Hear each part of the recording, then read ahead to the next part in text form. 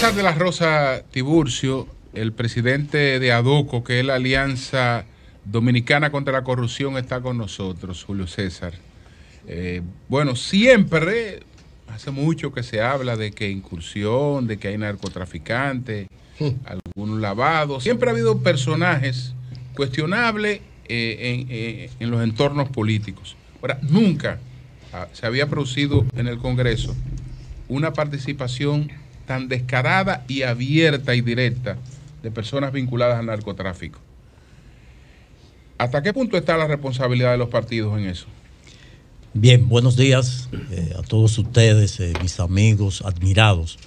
Bueno, esto es una realidad que desde hace tiempo, pues, en el caso particular de nosotros como entidad y en el mío personal, que inicio mi labor social desde una organización de prevención del uso de drogas que por muchos años pues estuvo trabajando el tema de tanto el tráfico como la prevención de drogas en la República Dominicana a raíz de la aprobación de la ley 50-88 que crea la DNCD y que crea el Consejo Nacional de Drogas. Iniciando, el tema de las drogas es una realidad que si tomamos etimológicamente cómo se define la Dirección Nacional de Control de Drogas, no es para erradicar las drogas, sino para controlarla. Porque hay una realidad latente y es que el principal consumidor, el principal demandante de drogas son los Estados Unidos, que tiene 35 millones de consumidores y que ellos dentro de su política de control, si ellos cierran el paso o la entrada de 1 gramo de drogas, se le puede volver un caos a los Estados Unidos. Lo que significa que el problema de las drogas tiene presencia en todos los estamentos. Ahora, en el actual contexto, en la actualidad, lo que hemos vivido y lo que hemos conocido a partir de esta operación, donde de entrada hay 5 legisladores que de una forma u otra deberá la Cámara de Diputados tomar acciones para evitar que la imagen del Congreso de la República colapse y se lleve consigo pues lo que pudiera ser la institucionalidad en la República Dominicana, tomando como parámetro lo que ocurrió en Colombia con la penetración de dinero del narcotráfico en las campañas, porque no se trató de un candidato en particular, sino de todos los candidatos. Y lo mismo ocurre en la República Dominicana, a lo que ninguno de los dirigentes y de los candidatos son ajenos. Porque si partimos de lo que es una apreciación, una percepción de nosotros como ciudadanos, que sabemos cuál es el perfil de cada quien, no creo que un político que se ha formado para conocer e interpretar al ciudadano, desde que una persona se le acerca con una disponibilidad de financiamiento y que no se conoce una trayectoria empresarial o deportiva, a menos que no sea un pelotero que le ofrezca un apoyo de 1 o 2 millones de dólares, como en efecto se han producido. Aquí hubo campañas que salieron muy costosas y que sabemos que los empresarios son tímidos al momento de apoyar a los candidatos, sobre todo de oposición, porque los candidatos oficialistas, de una forma u otra, pues también utiliza el dinero producto de la corrupción administrativa. En cambio, cuando se está en la oposición, pues se tiende hay una mayor posibilidad de que el dinero del narcotráfico pues penetre a las campañas.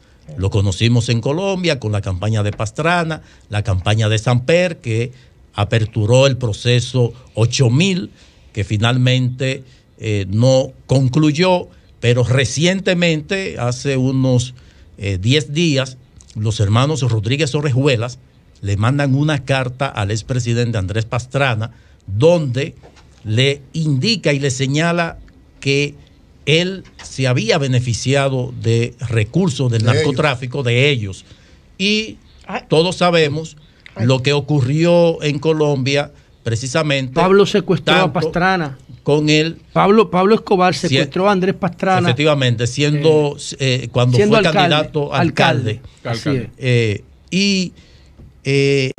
El dinero del narcotráfico, pues evidentemente permeó el Congreso de la República de Colombia.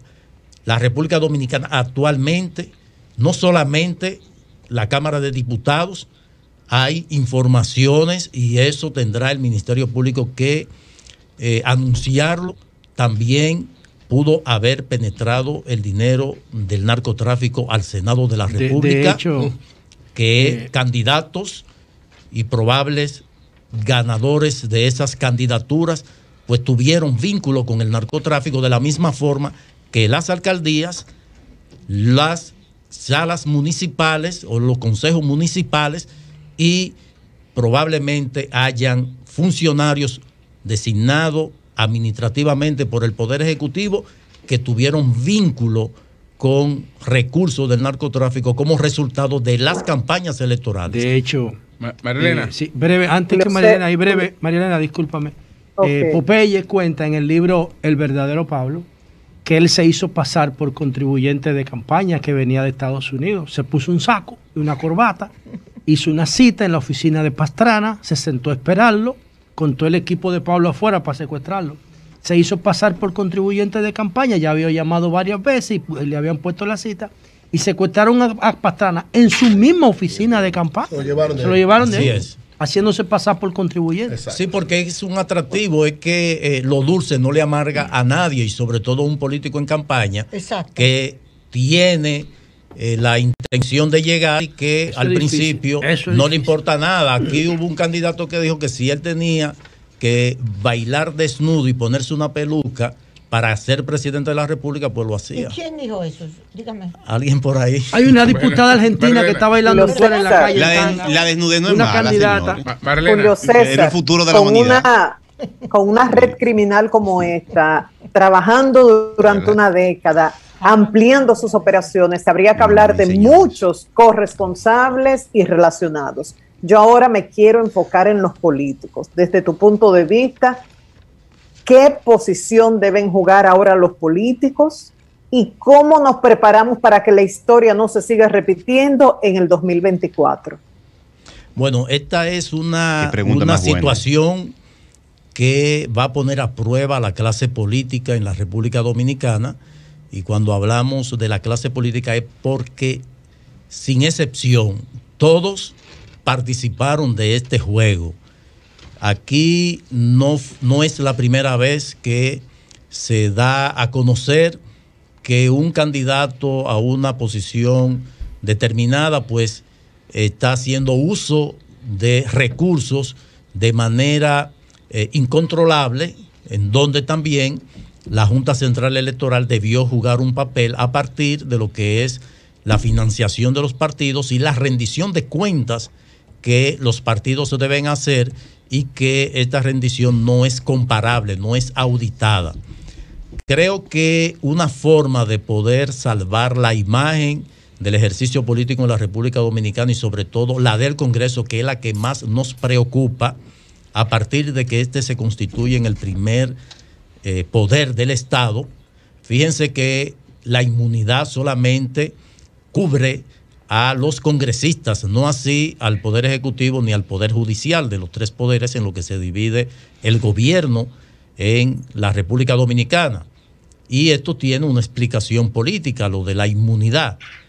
¿Qué significa esto? Que el presidente de la Cámara de Diputados debe llamar la atención y poner a cada una de las personas que sean requeridas por el Ministerio Público para ser investigada, y si se necesita iniciar el proceso para desaforarlos, pues no haya ninguna oposición, porque la experiencia en la República Dominicana es que el Congreso, pues en un esquema burocrático, pues tarda siempre llegar a esta conclusión de desaforar a un diputado, en este caso al que se le solicita pues el levantamiento del velo de la inmunidad parlamentaria para ser procesado, porque esto sin dudas que cuando se profundice,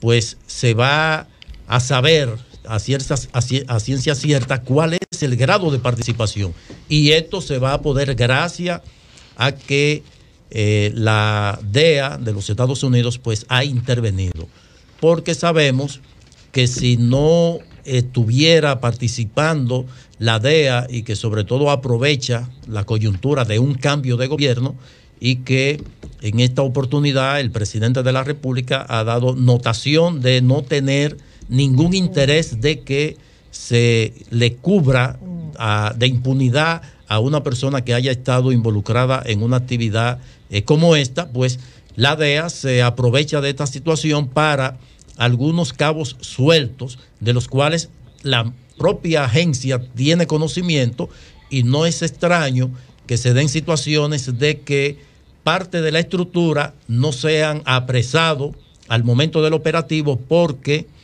hay es de todo conocido de que todos estos casos se dan como resultado de negociaciones.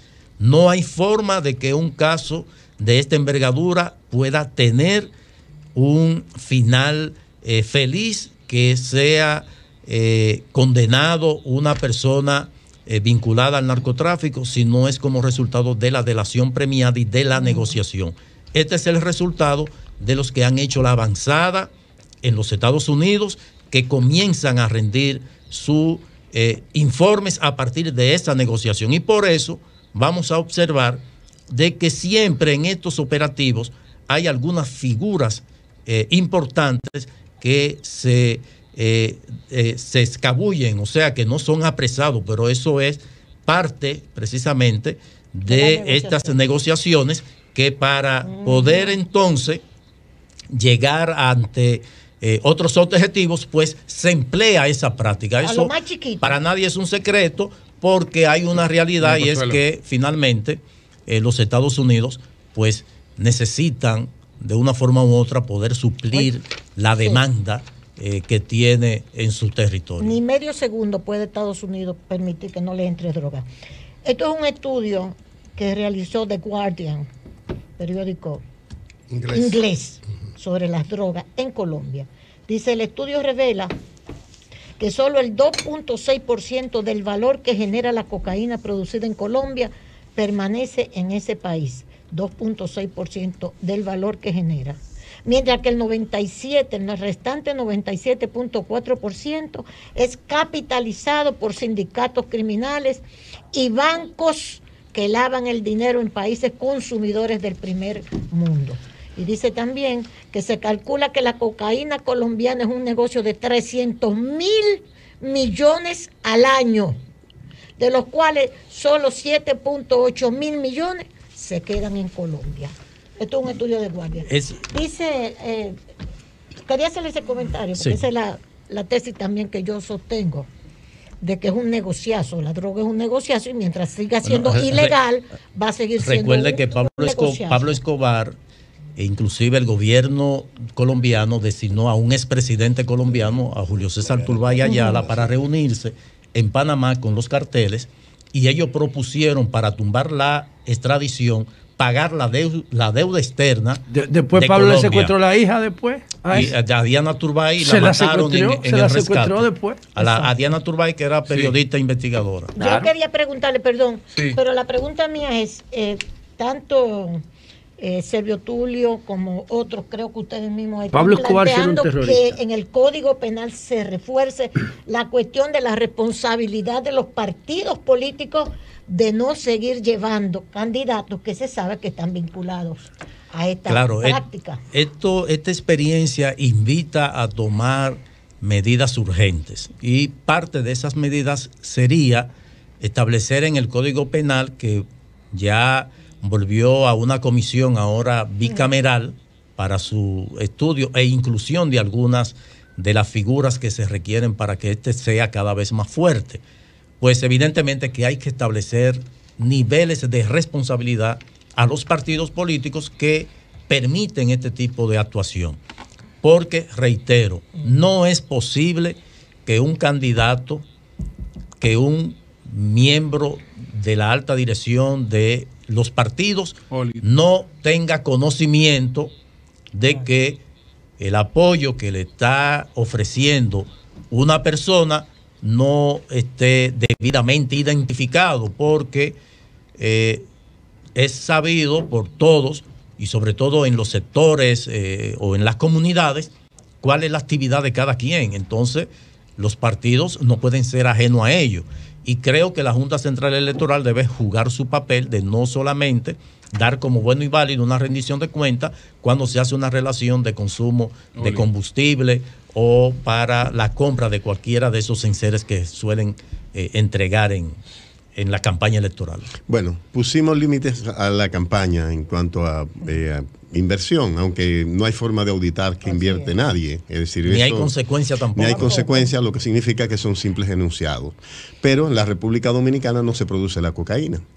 Y estamos hablando de que desde acá se exportaba más de 1 tonelada semanal de cocaína hacia aquí territorio lo que se produce estadounidense. el café, que es primo de la coca. Entonces, mi pregunta ante esta situación ¿es posible movilizar ese volumen de drogas sin advertir a las autoridades? Porque, por ejemplo, la gente que participa de la política generalmente usted lo ve con una fachada distinta. Es decir, nadie dice yo soy narcotraficante. Es decir, ¿qué método pueden usar? La pregunta es si es posible que haya ese nivel de... No hay forma de movilizar un gramo. No hay forma. Un gramo de ningún tipo de sustancia controlada sin el contubernio de la autoridad. No, pero 1 kilo sí. De la autoridad. O sea, no hay forma de que haya... De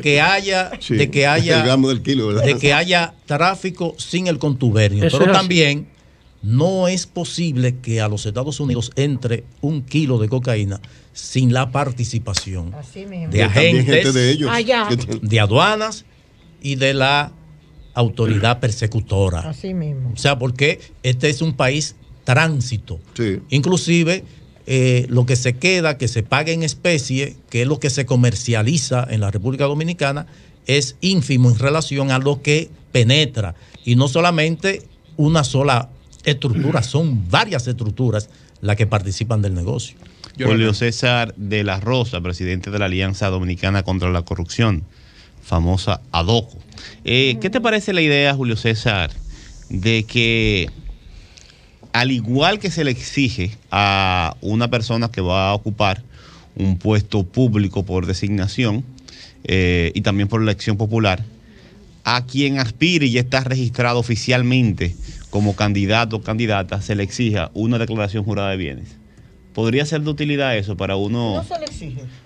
Bueno, no, ya cuando son designados o cuando son electos. Se podría hacer antes, serviría para algo. Claro, no solamente eso, yo creo que debería porque ser. Porque así la gente se da cuenta de que. ¡Oh, muchacho! No, debería ser más profundo, porque parte de los encartados, inclusive, se ha señalado de que hay legisladores y funcionarios designados que tuvieron situaciones en el pasado.